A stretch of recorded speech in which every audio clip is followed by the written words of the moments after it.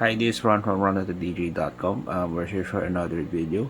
And kung nakita nyo na yung ating previous video na about sa surprise gift sa atin ng Acer from their Acer One plus One promo na ongoing ngayon until June 15, 2021. Ito yung actual na freebie na makukuha nyo when you get one of those select Acer laptops na bibilin nyo. So this, ang pinamimigay ito is this particular one, this the Acer One 8T2. Wag kayong, like nabanggit sa previous video, hindi ito yung nakikita sa Google na Android Lollipop. Ito is a newer version. This Android 10 Go edition, and meron siyang MediaTek base processor, may LTE capability, may micro SIM, and 8-inch HD plus display, and meron siyang band 28 for LTE band, and 4000 mAh battery.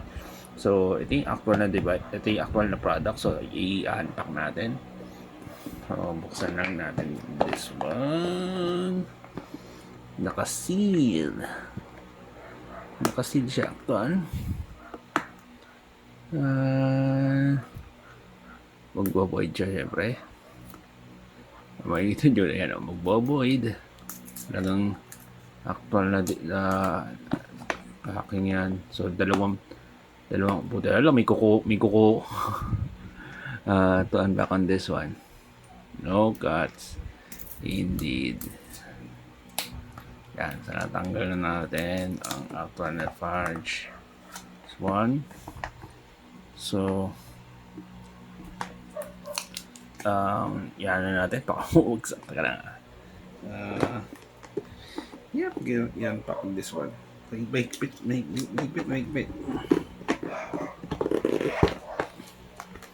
Ito yung actual na pack. Nakabalot pa siya. Bago muna ibubot muna natin yung tablet before on this one. Yan, so yung itsura, yung Acer tablet, boot muna natin for the first time. Yan, so ganyan, Acer Android Go edition. So while nagbo-boot siya, pakita muna natin yung other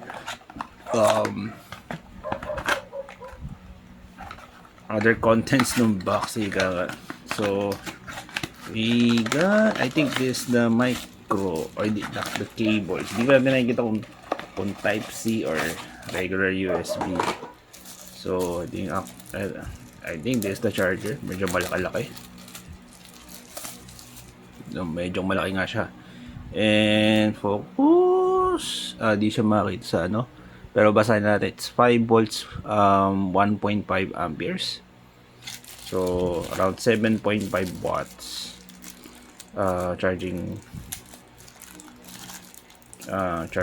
Kasi kung 5 volts to amperes, 10 watts yun eh. So in between. Then we got a micro USB to USB type A. Yung regular USB ko. Then this is the manual. Yan, manual yan. And ito yung actual na boot up na ito. So paiksi lang natin, start. Then syempre may connect to mobile network. Skip muna natin sa part na to, di magawa pa sa camera. So pag i-skip, self-offline na tayo, continue. Then syempre set up mo na like we shoot on this one. Okay natin yan. So turn natin, wala muna usage set. And ito skip na natin on that part. That will be another part of their blog post. So ito yung pack ng Acer. So ito yung may Acer branding, may NTC logo, then naka-print din yung yung EA sa likod. Then on the top portion, 3.5 audio jack, micro USB port. I think this one is ito siguro yung yan sa flap. Makikita nyo yung micro USB, micro SIM and micro SD slot na tatakpan na itong parang this particular part. So parang isa-slide mo siya. Mararamdaman nyo kung mararamdaman nyo kung tama yung pagpasok ng micro SD and micro SIM nyo. Wala siya on the bottom. So not sure nasan dito ang pinhole microphone. So ito I think dito siguro ito on the right portion ito yung volume rocker and power unlock button, and wala siyang fingerprint sensor. Looks like pag magbubuksan mo to is kailangan mong mag-set ng lock or yung pin. Kaya pwede mo siya tumanggap ng at least 4 pins.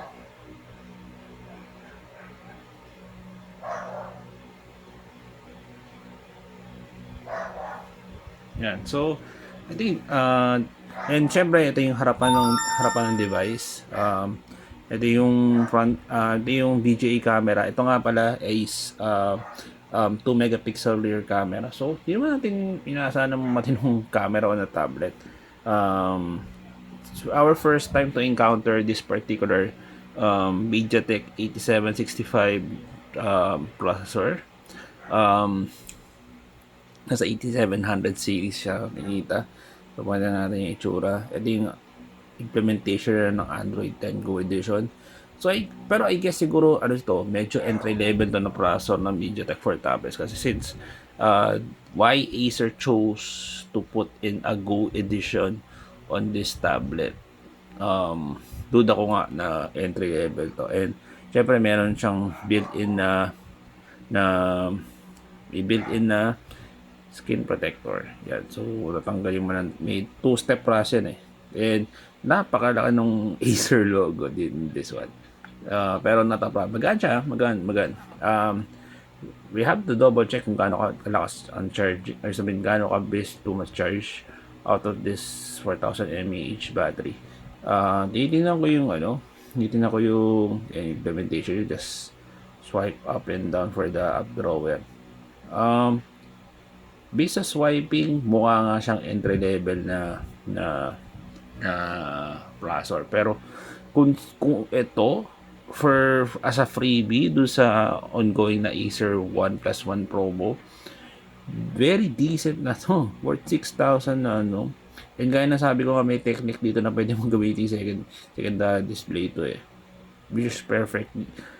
Sakto sa Acer laptop na mabibili mo. So there you can also buy this separately. Nakita ko sa mga reputable na third party dealers na around 5,990 or can go as high as 6,500 pesos, which is another good choice for sure if you're looking for a global brand na budget na Android tablet. So that's it. This is the latest, di natin masabi kung year 2020 o year 2021, the Android 10 Go Edition version ng Acer One 882.